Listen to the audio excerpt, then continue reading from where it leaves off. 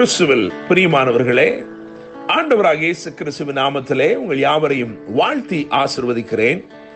இந்த நாளுக்கென்று தேவன் நமக்கு அருளி இருக்கும் ஜீவ வார்த்தை ஆதியாகமத்தின் புஸ்தகம் 26ஆம் அதிகாரம், அதிலே 28 மற்றும் 29 ஆகிய வசனங்களின் சில பகுதிகளாயிருக்கிறது. நிச்சயமாய் கர்த்தர் உம்மோடே கூட இருக்கிறார், நீர் கர்த்தரால் ஆசீர்வதிக்கப்பட்டவராமே என்றார்கள். என கேட்கிற தேவனுடைய பிள்ளைகளே, ஈசாக்கை பகைத்தவர்கள் அவனை பார்க்க வந்தார்கள். ஈசாக்கை துரத்தினவர்களே அவனை தேடி வந்தார்கள். கர்த்தர் உங்களோட இருக்கிறார் என்றும் நீங்கள் கர்த்தரால் ஆசீர்வதிக்கப்பட்டிருக்கிறீர்கள் என்பதையும் உங்களை பகைக்கிறவர்கள் கண்டு ஒப்புக்கொள்ளும் ஒரு காலத்திற்குள்ளே தேவன் உங்களை நடத்தி கொண்டிருக்கிறார். என்னை கேட்கிற தேவனுடைய பிள்ளைகளே, இந்த ஆதியாகமத்தின் புஸ்தகம் 26ஆம் அதிகாரத்தை கவனிக்கும் பொழுது இதிலே 4 விதமான கிரியைகளை கர்த்தர் ஈசாக்குக்காக செய்தார். வேதம் ஈசாக்கை குறித்து பேசும் பொழுது அங்கே ஈசாக்கின் பயபக்திக்குரியவர் என்று எழுதியிருக்கிறது. அவன் தேவனை அவ்வளவாய் நேசித்தான், தேவனை அறிந்து கொண்டான். அவருக்கு முன்பதாக ஒரு பயபக்தி உள்ளவனாய் அவன் நடந்து கொண்டான். அவனை தேவன் வெகுவாய் ஆசீர்வதித்தார். தேவனுடைய பிள்ளைகளே, இந்த நாளிலே இந்த 4 காரியங்களைத்தான் நாம் இன்றைக்கு முக்கியமாய் தியானிக்க போகிறோம். தேவன் ஈசாக்கோட கூட இருந்து என்ன செய்தார் என்று 4 காரியங்களை தியானிக்க போகிறோம். இந்த 4 காரியங்களையும் நிச்சயமாய் தேவன் உங்கள் வாழ்க்கையில் அப்படியே அப்பியாசப்படுத்த போகிறார்.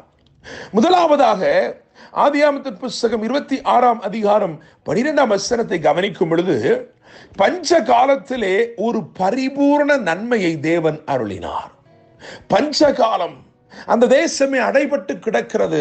ஆனால் கர்த்தர் அவனுக்கு வாக்கு பண்ணுகிறார், நான் உன்னோட கூட இருந்து உன்னை ஆசீர்வதிப்பேன் என்று சொல்லி. 3வது வசனத்தை கவனிக்கும் பொழுது கர்த்தர் சொல்லுகிறார், நான் உன்னோட கூட இருந்து உன்னை ஆசீர்வதிப்பேன் என்று சொல்லி.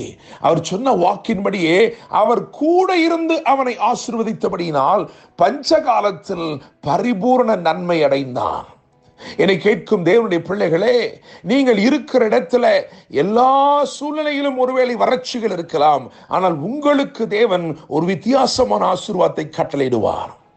இரண்டாவதாக, பகைக்கப்பட்ட இடத்திலேயே அவன் பலுகும்படி தேவன் இடம் உண்டாக்கினார். ஆதியாகமத்தின் புஸ்தகம் 26ஆம் அதிகாரம் அதிலே 22வது வசனத்தை கவனிக்கும் பொழுது வேதம் சொல்லுகிறது, நாம் பலுகும்படிக்கு இப்பொழுது கர்த்தர் நமக்கு இடம் உண்டாக்கினார். பகைக்கப்பட்ட இடத்திலேயே பலுகும்படிக்கு ஒரு விசேஷித்த இடம், ஒரு ஆசீர்வாதம். நிச்சயமாய் நான் சொல்லுகிறேன், இதே காரியங்களைத்தான் இஸ்ரவேலுடைய வாழ்க்கையிலும் பார்க்க முடிகிறது.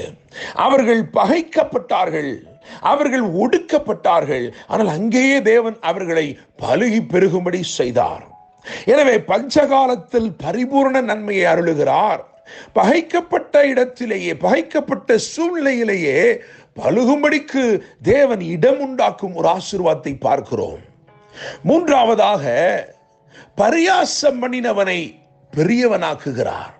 என்னை கேட்கிற தேவனுடைய பிள்ளைகளே, 26ஆம் அதிகாரம் 13ஆம் வசனத்தை கவனிக்கும் பொழுது அவன் ஐஸ்வர்யவனாகி வர வர விருத்தியடைந்து மகா பெரியவனானான் என்று எழுதியிருக்கிறது. ஆனால் அவனுடைய கூடார வாழ்க்கை யோசித்து பார்க்கும் பொழுது ஆதியாகமம் 21:9 மற்றும் கலாத்தியர் 4ஆம் அதிகாரம் 29 ஆகிய வசனங்களை கவனிக்கும் பொழுது அவன் தன் கூடாரத்திலே பரியாசம் பண்ணப்பட்டான். இஸ்மவேல் ஈசாக்கை பரியாசம் பண்ணினான். கலாத்தியர் 4:29 வாசிக்கும் பொழுது மாம்சத்தில் இருந்தவன் ஆவிக்குரியவனை துன்பப்படுத்தினான் என்று எழுதியிருக்கிறது. துன்பமும் கிளேசமும் பரியாசமும் நிறைந்து கூடாரத்துக்குள் காணப்பட்டவனை இப்பொழுது தேசத்தில் தேவன் பெரியவனாக்கினார். பரியாசம் பண்ணப்படுகிறீர்களோ, இன்னைக்கு கர்த்தர் உங்களை பார்த்து சொல்கிறார், நீங்கள் இருக்கிற அந்த சின்ன இடத்திலே ஒருவேளை பரியாசம் பண்ணப்பட்டு கொண்டிருக்கலாம், ஆனால் தேவன் உங்களை பெரியவர்களாக்க விரும்புகிறார், தேசத்தில் உயர்த்தும்படிக்கு விரும்புகிறார். நான்காவதாக, பொறாமை கொண்டவர்கள் மத்தியிலே அவன் பேரை பெருமைப்படுத்தினார்.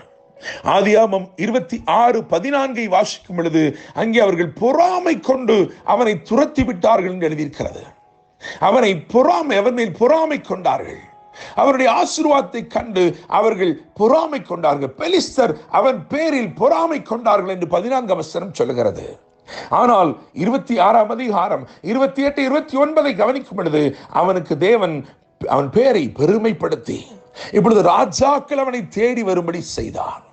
என்னை கேட்கிற தேவனுடைய பிள்ளைகளே, 4 காரியங்களை கர்த்தர் செய்திருக்கிறார். ஈசாக்குக்கு செய்தார், நிச்சயமாய் இன்று உங்களுக்கும் அவர் செய்வார். பஞ்சகாலத்திலே பரிபூர்ண நன்மை.